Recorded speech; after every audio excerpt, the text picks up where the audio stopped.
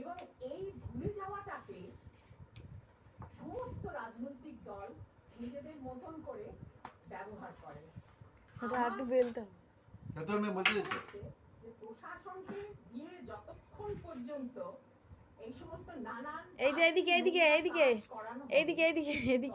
পর্যন্ত প্রশাসনের কাছ থেকে কোনো নিরাপত্তা করতে পারেন না।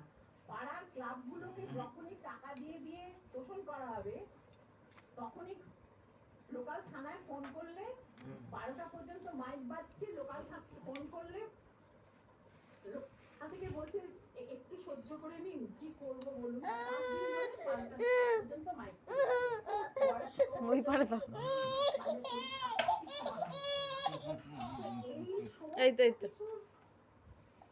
যখন একটা চরম প্রকাশ ঘটে তখন সন্দেশখালি ঘটে।